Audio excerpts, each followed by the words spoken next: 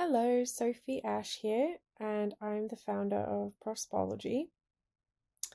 I've already done a part one to this video, which looked at the first paragraph of a student's attempt to write a bio for their freelance medical writing business, as well as my rewrite or my edit on that first paragraph and my explanations for doing that. So I wanted to continue on to show you how the rest of the bio shaped up and what my edits were and the rationale behind that, so that you can also learn from this experience or this example. So just to remind you of where we left off, so it's 9 p.m. and I'm stuck in the downtown office juggling multiple projects that require immense focus. I still have a 1 hour commute ahead of me, 59 minutes of which will consist of me worrying about impending deadlines. It all starts again tomorrow, bright and early. I'll be leading a 4 hour meeting with clients, colleagues, and key stakeholders. Ironically, relentless anxiety is preventing me from meeting the high standards I pride myself on, which is feeding into my anxiety. I need to get help. So, what we've done is we've set the scene in terms of who this person is, what they have experienced in their personal life and in their career, and we're planting the seed of their niche, which is anxiety and mental health. And we're showing that they have experience in overcoming that, or we're kind of, hinting at the fact that that's what happened next, which shows that they, have personal experience in relation to their niche. So if I scroll down here, we can look at what they originally had for their second paragraph and the third, which I combined into one. In my healthcare consulting role, I assist clients utilizing my strong data analysis and writing skills. As I continue utilizing mental health resources and my awareness of treatment options expands, I begin to make changes I did not know were possible. The shift toward remote working during the pandemic further leads to improvements in my quality of life and work performance. Neuroscience and mental health topics have always fascinated me, and I have an ever-growing interest in the medical aspects of anxiety. The brain can heal, adapt, and restore itself with appropriate treatment and support, as I'm realizing through my own process. So the first thing that I wanted to change about this was that it's still being written in the present tense, even though what we're trying to do with the second paragraph is actually fast forward through time to a place where this person has already been addressing their mental health issues and making headway in terms of their own health and also their work or their relationship to their work. And so I shifted it to be in a past tense. I began to make changes. The shift was a welcome change. So let's look at my rewrite, and then I can touch on some of the specifics of why I wrote it the way I did. Through seeking support in managing my own anxiety and studying the neurological aspects of mental health disorders, I began to make changes I did not know were possible. And then I've asked this person to elaborate on what those changes were and how it impacted their quality of life. The shift to remote work during the COVID-19 pandemic was a welcome change, further enhancing my quality of life and work performance. I was able to more effectively apply my strong data analysis and written communication skills in my healthcare consulting role without letting deadlines get the better of me. So the first thing that I want to point out here is that the connection or the transition from the first to the second paragraph is much stronger in the rewrite.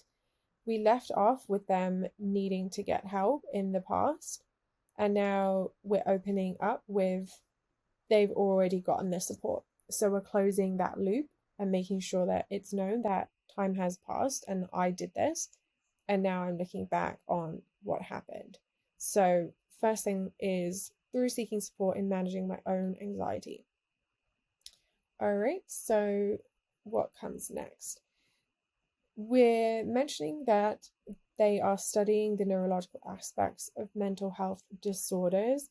I felt like that needed to come first because the changes, to me, the changes were a result of not just getting support, but also the research that was done. So in telling the story I'm combining these two factors together to result in the positive changes that occurred. So support and studying equals positive changes. So that's a more effective flow than what was in the previous version, which really didn't have much of a flow at all. So because we ended this sentence with making changes that they didn't know were possible, we do need to have some elaboration here. So here's my comment that, you need to elaborate because the reader doesn't know that you're being genuine unless you tell them more details or give them some facts of what actually happened. This is where the story is really, really important, because you don't want to just rely on the fact that your reader is going to believe what you say. What were the changes? How did they impact your quality of life? How did they impact you as a person? Why were they positive? A little bit more elaboration needs to be added in here. I also want to note here that there's a couple of instances whereby we are referring to what the person researched in relation to the medical aspects of things. And so there's going to be another section coming up later where I say the same thing again, because this person doesn't have a medical background. So we need to really emphasize that they have done their research, they are really familiar with medical stuff, particularly in relation to their own niche. And so I made sure that I was not repeating the same wording or the same phrasing, but I'm reiterating the same point because it's really important for this person's bio. So then we have the shift to remote work during the pandemic was a welcome change, more conversational language here. So I think it reads a lot better. This phrase was already in there, which I really liked. The awareness, enhancing the quality of life and work performance. But as you can see, I just changed the flow, because here this person is ending a paragraph by saying that they had improved quality of life and work performance. But again, there wasn't any evidence of what the improved quality of life actually was. It was just stated that there were positive changes, but it wasn't elaborated on. And then they're ending by saying that the work performance improved, but they're not elaborating on that either, or they're not saying how it improved. So what I did was I restructured the paragraph so that after work performance is mentioned, this is when the skills actually come into play. So what used to be in the first sentence is now in the third or fourth sentence. I was able to more effectively apply my strong data analysis and written communication skills in my healthcare consulting role, so that we're actually closing the gap in terms of, oh, the work performance was enhanced. How was it? Well, this is how. And these are some of the things that we really want to highlight because they're strong character traits of this particular person. Keeping the healthcare consulting role phrase in there because this is really important for this person, again, because they don't have a medical background, but the healthcare consulting work that they've done is highly relevant. So that has not changed, it is just been reshuffled a little bit. And then what I did was I added in without letting deadlines get the better of me. So as you can see from my comment here, this is stronger wording because it reflects what is shared in the first paragraph and it's more tangible than something generic like what this person had before. So here they had, as I am realizing through my own process. But again, how is the reader going to believe you? How do they know that this actually happened? There's no evidence of this. They don't know, and so it's not as powerful or as authoritative as if you have real facts or real evidence. And so if we think back to what was happening in the first paragraph, this person was struggling with the amount of work that they had to do. They didn't have enough time to recover. There was a lot of anxiety. It was a vicious cycle. And so without letting deadlines get the better of me is reflecting back to say, in the beginning, I could not handle the deadlines very well because I was too anxious. But now the deadlines are not an issue. I'm actually better at my job because the anxiety is under control. So we're making sure that the reader knows that anxiety is not a bad thing now. It's actually become a good thing. It's become a strength for this person because they've addressed it and because they now have a better understanding of themselves and how they can handle this kind of pressure in the work that they do and actually use it to their advantage. Okay, so now if we continue, as you can see that these were combined into one, and so everything has already been covered in this rewritten version here. But if we go and look at the final paragraph, this is what they originally had. With my extensive healthcare consulting experience, exacting standards, and personal experiences, I now offer freelance medical writing services specializing in mental health topics. I'm passionate about raising awareness surrounding mental health treatment options, helping others to realize life-changing improvements. So I'm not a fan of this for many reasons. The healthcare consulting has already been said, so it's quite repetitive here. The word experience is used a lot. We have experience here, personal experiences. We also have overuse of the word realize because they had used I am realizing before and then helping others to realize. The other thing I don't think is very strong about this is saying I am passionate about. But they're not actually saying that they're doing it. They're just saying that they're passionate about it. So it really isn't authoritative enough because they're not making it clear that this is something that they now do as a freelance medical writer. So here's my rewrite, and then we can go through why I made these changes. My fascination with the medical aspects of anxiety and associated mental health conditions has only grown since my downtown office days. Now operating as a freelance medical writer with the same exacting standards, I mostly enjoy working on projects that raise awareness surrounding mental health treatment options, helping others experience the life-changing improvements that I, myself, have gladly received. So quite a bit different here, but it has the same sentiment. The content hasn't actually changed. Again, it's just sort of restructured and the flow is better and it's more authoritative in the voice. So this is the part that I was mentioning earlier where I wanted to repeat the fact that, there has been research done into the medical aspects of anxiety and other health conditions, other mental health conditions, because anxiety is not the only thing that they write about. It was just an example that they used to say, hey, I know what it's like to have a mental health condition.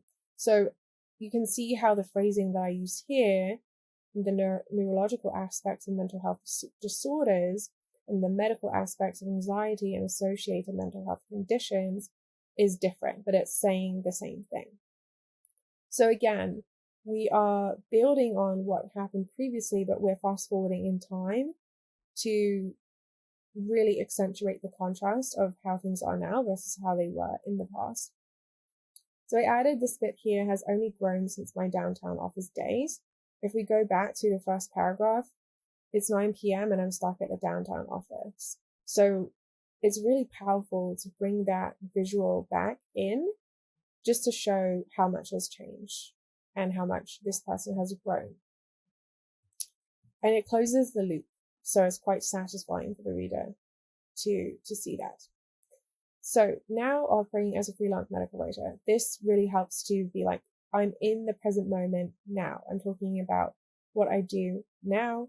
Whereas here I now offer, it's quite a bit further in. It's kind of coming midway through a long sentence, but it's not making a clean break in the time that has passed since the initial dealing of the anxiety and what this person is doing now. So now operating as is a lot more powerful because it's at the start of a sentence. And then with the same exacting standards, I did think it was really important that those were mentioned because again, this is what was mentioned in paragraph 1, meeting the high standards I pride myself on. This is a key aspect of this person's personality. It's something they value. It's something they're good at. It's one of their strengths. So we wanted to have it as a running theme going all the way through the bios.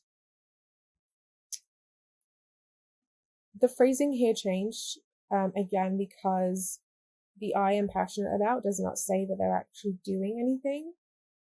Whereas here, I most enjoy working on projects that raise awareness surrounding mental health treatment options. They're doing it. So it's quite different in how it comes across. Helping others experience the life-changing improvements that I myself have gladly received. Experience is very easy to overuse, and so I only wanted to use it once. And let's see, did I use it in here?